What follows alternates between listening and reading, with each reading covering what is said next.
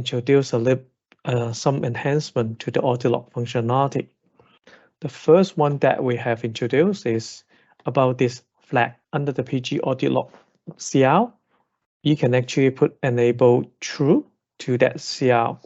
And what this will happen is the system will automatically configure the audit log module as a payload library. So user does not have to manually input that one anymore. So I'm going to create a new cluster and put the flag here, enable true under the PG audit log session. Give it a couple of minutes and we'll check what's happening. Okay, now we can see the pod is running. Let's check. If we examine the Postgres SQL.conf file,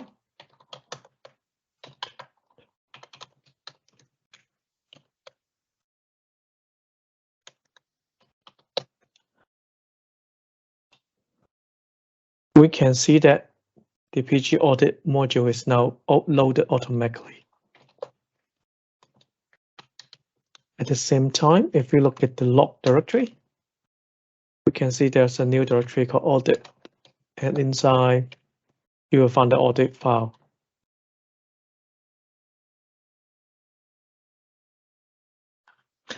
Next, I'm going to show you how to send the log file to the Azure block storage. So we have three different endpoints. One is the block, the second one is the S3, and the third one is the HTTP endpoint. So I'm going to demonstrate how to do it to Azure block first. Before we start, there's something we need to configure in the system first. So the first one is we actually have to configure a storage account in Azure. Here you can see that I have already created this storage account. And with this storage account, I'm going to create a new container called FBP audit logs. Okay, so there's a new container here. Now, the next one we need is actually the SS key. So for every storage account in Azure, there are actually two SS keys you can use. So you just need to use one of them. So you can copy the key here, put it down in the paper, and then later on we'll use that for our references. Okay. Once those information are ready, then we'll come back to our FTP cluster. Let's modify the CL. Yeah, I'm going to change. Here, we're telling the system to send the audit log files to using the Azure block protocol. The container name that we want to store it under is the FTP audit logs that I just created. And the file should be stored under this name. So remember to put a slash at the end. That becomes kind of like a directory. So all the files will be stored under this directory. And we'll also put a schedule here. At the same time, we need to define a new secret in order to allow the operator know where to send the log file to. So I've created the secret called my Azure block secret. Inside this one, there are two keys. One is the Azure storage account key. The account key was what I just mentioned. That is the key here in the storage account. Second one is the Azure storage account name. So this one is the storage account name. So you just need to create a secret with that two information here, with that name. So you can see that I'm actually telling the system I'm using this secret name to upload the files. Now let's take a quick look. So now it's 8:05. I'll do it like 10. Save it. And the system will now configure a cron job to run at a specific time to upload the files. While waiting for it, just note that by reconfiguring the destination, we actually need to restart the port. There are two ways to do it. One is with the FEP action CR. The second one is by terminating the port. Our recommendation is to use the FEP action, but for this demonstration, I want to do it quicker, so I'll be terminating the port and let it restart.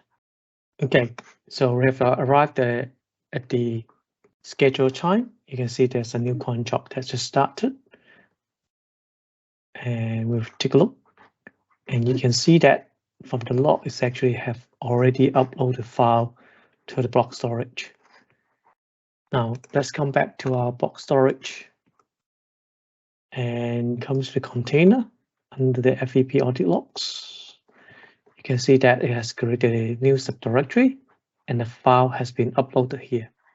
Although it doesn't have a name here, but it's actually correspond to the PG audit monday.log here, which is in the zip format. Okay. Next, I'm going to show you how we can send the audit log file to a web server as well. So I have previously deployed a web server within the same environment, which you can see this one is a web server. And it's also configured to use a basic authentication before a user can upload a file here. And if you want to know how to configure a basic authentication password, then you can, there are many ways to do it. You can use one of the website here to do it for you. So you just put the username and password into that website. It will generate a sequence of characters, and you just copy that characters and then save it into a system. So in our environment, I've created a secret called my HTTP secret, and inside I actually have a key called basic_auth, and the content of that one will be what you just saw, this value. Okay. So once we have this secret created, now we can come to the cluster and do some modifications. Okay, so I'm going to do some modification here. So first thing, the password for the basic authentication is now stored on this secret. Our upload protocol is actually HTTP in this occasion, and the URL to that web server is here. Of course, it depends on how you set up your web server. At the moment, I just set up the web server to upload the files onto the root directory, but obviously on your web server, you can put it into a different place. To demonstrate, I'm going to show you this is the web server that is running on the system. As you can see, there's no files here. So I'm going to change the schedule to upload the file at 17 and save it.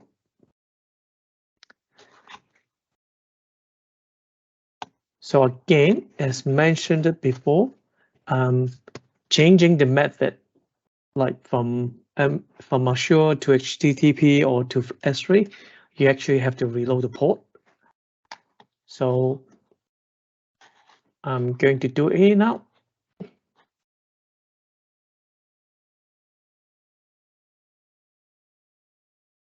Okay, so another contract has just finished. Let's take a look. So it say that it has uploaded to this URL with basic authentication and is successful. Now let's check the web server again. So if I do a refresh, and you can see the files actually upload here with the same timestamp here.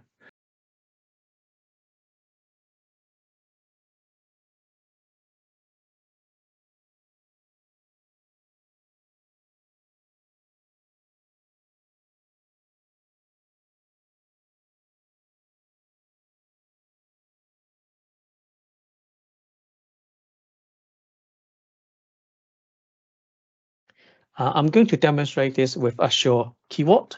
The same principle will apply to AWS and Google and HashiCorp. Let's come into the system.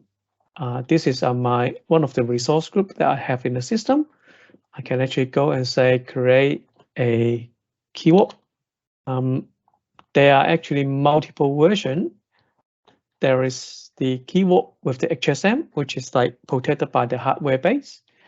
And there is a normal keyword that doesn't have the HSM behind the scene. So this one. This is cheaper in terms of price, but obviously the HSM is a little bit safer because it is controlled by hardware.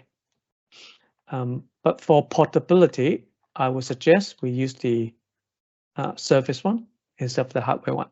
But you are free to choose either one. Okay, so just provide some information about. Okay, give it a name, give it a location, and then the different pricing model. You can use standard and premium. Premium was actually the one I mentioned about. So, and then, but by default, it will enable soft delete. That means like if you delete a key or delete a cert or some secret in the store, it will actually be kept in the system for a particular point in time. And you can actually mandate how long it should be and other characteristics. I'm not going to talk about the details. You can refer to the manual in order to do that. Of course, you can actually put some access control policy. Right.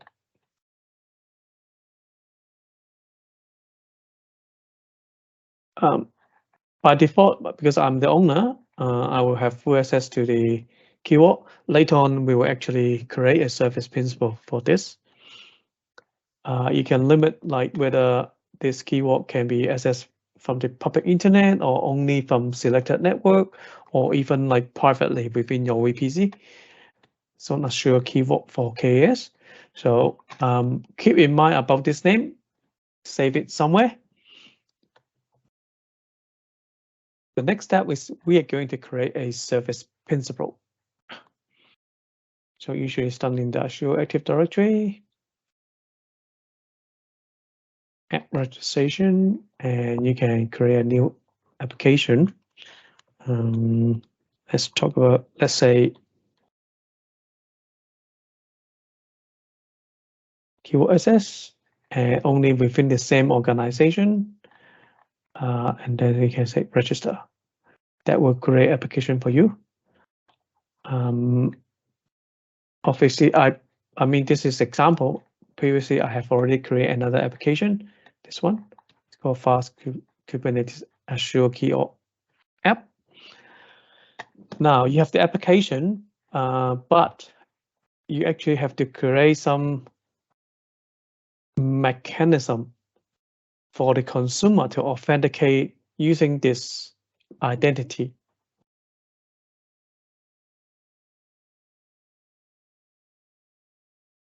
So in order to go here, we actually will use the password for authentication.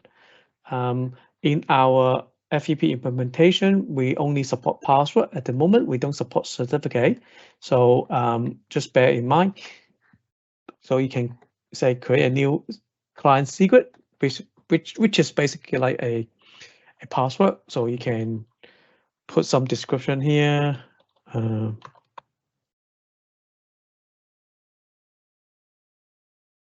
And then you can put an expiry date on this secret or password.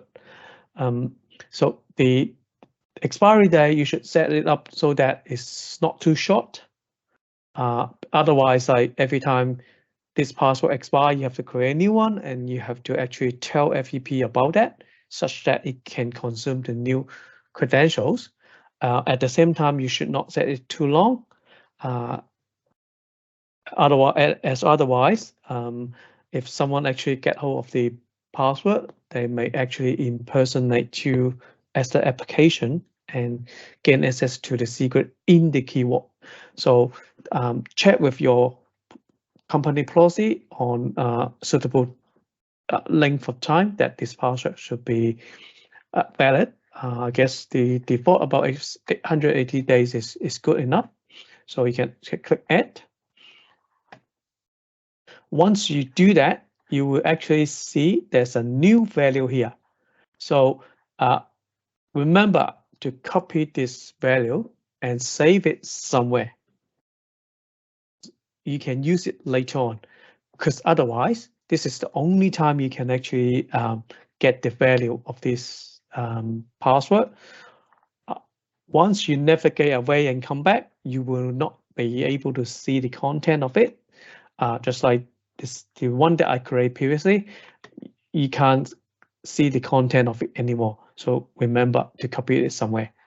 Now we have this application ready, and actually the kind of the password ready.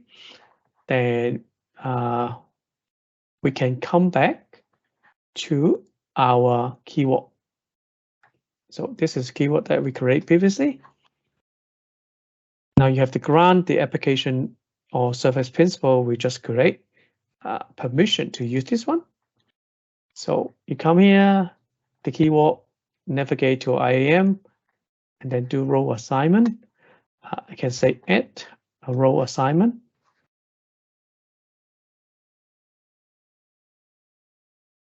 And the assignment that we want to give it,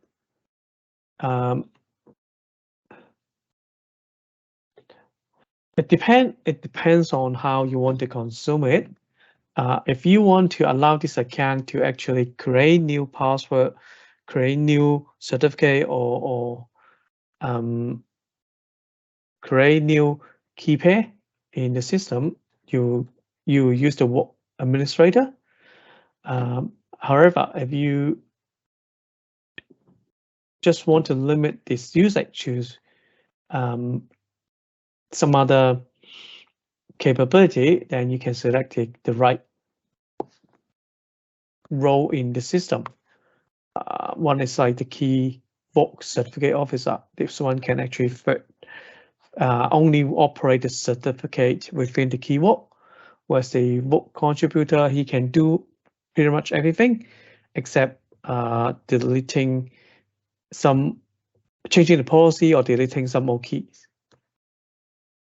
So this time I'll actually say give it a vault administrator, and then here we have to select the member and the previous service account that I create. Pass Kubernetes Azure keyword. You can select that one. It comes here, and then you can say select, and then you can finish the dialog box.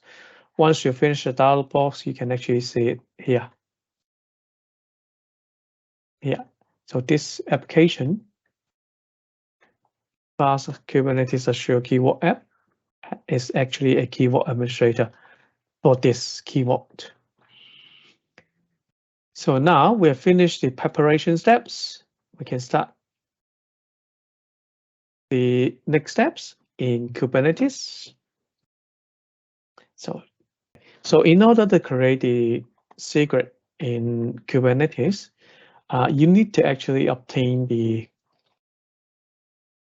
ID, application ID or service principal for this service account. So this one B7x66 is our application ID.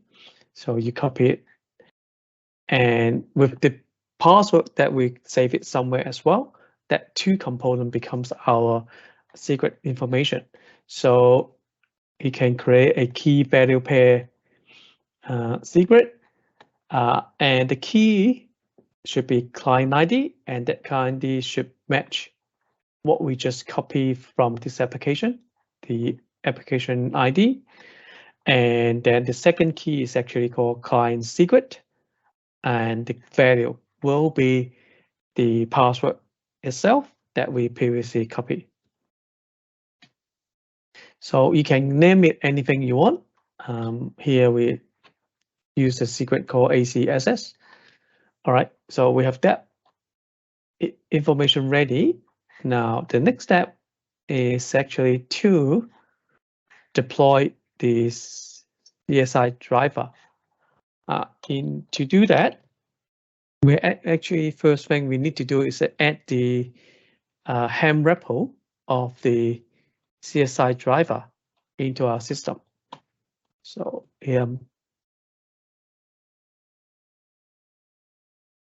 so I've added this new repo called secret store CSI driver from this ham chart.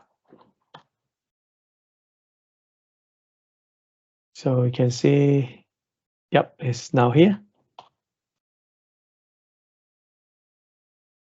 It's optional. You can actually update the ham chart locally, but since that one was actually just being added into my local repository, it should have the latest information. But if you have added previously, and let's assume the chart has been updated with new information, then you can actually do the ham repo update.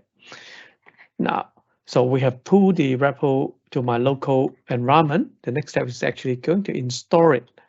So I'm going to install this CSI secret store from this repo, this secret store CSI driver repo. And you can actually see there are two parameters we set after that. The first one is enable secret rotation. We set it to true. So previously, when I'm showing you the diagram, I mentioned that you can actually allow the secret store to rotate the secret, but this is actually a function of the secret store itself. So on the Azure Key Vault, we actually need to enable this flag so that the CSI driver will understand that the secret store will actually do secret rotation and it will fetch a new value. And then the next parameter is called rotation pole interval. So we set it to 30 seconds.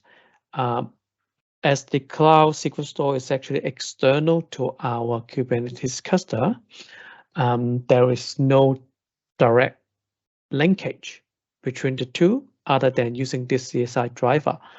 And if something actually changed, updated on the secret store, we need a way to find out there's a difference.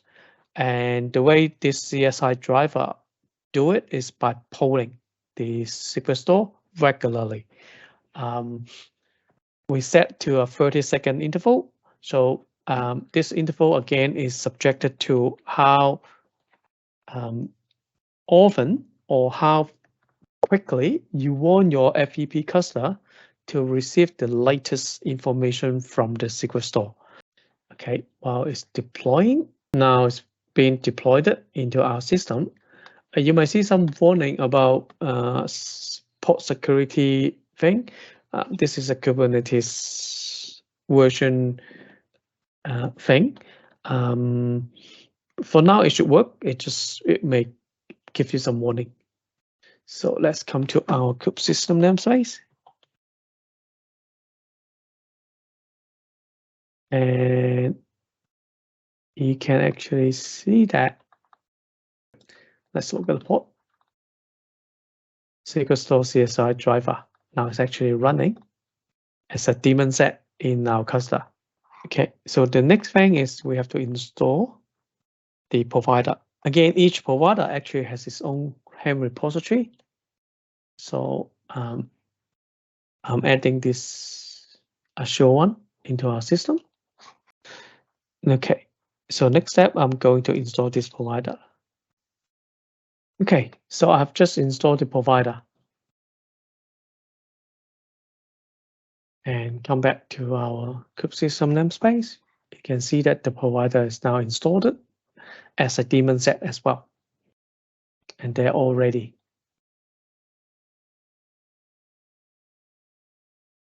Okay, so we finished this part. The next is actually we are going to deploy our FEP.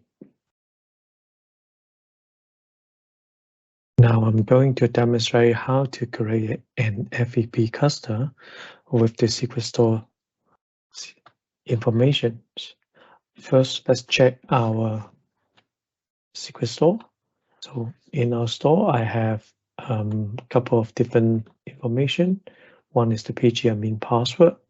This is the password for the Postgres user. And I have some other information as well, such as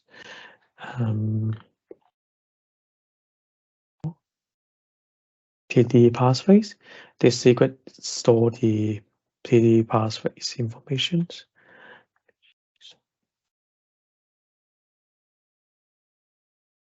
PG user.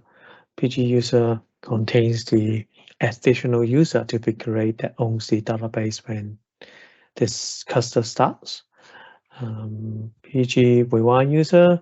This is the user that will carry out the rewind operations when there's a failover. The password for that user is stored here. So I have a couple of users already defined in the keyword.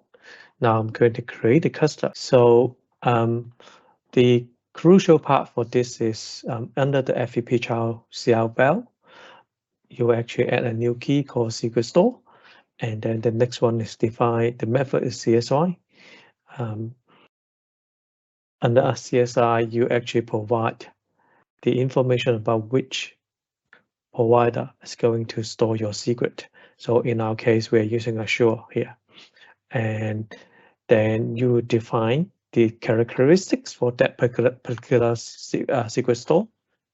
Since we are using Azure, so our definition will be under the Azure provider. Key value name, this is the keyword name. So back to here, this is the keyword, the name of the keyword that we're going to use to store the information. Tenant ID, tenant ID again is the tenant ID for your Azure AD. So that one is here. The credentials is the secret that store the service principal use account name as well as the password to access the keyword. As I mentioned earlier, we have created a secret that AC assets here, which contains the client ID as well as the client's secret value here. So we'll put ACSS as the credentials. Next up is the mapping between our existing CL, which is the PG admin password, TD passphrase, PG user, PGTP, which you previously provided here. All those information. Now you do a mapping from the vault to your local user informations. So once you have all those information mapping ready, you can go ahead and create that. And then the system will go and deploy the cluster with integration with the CSI key store. And during the startup, it will actually fetch information from the key store and then inject it into the FEP cluster.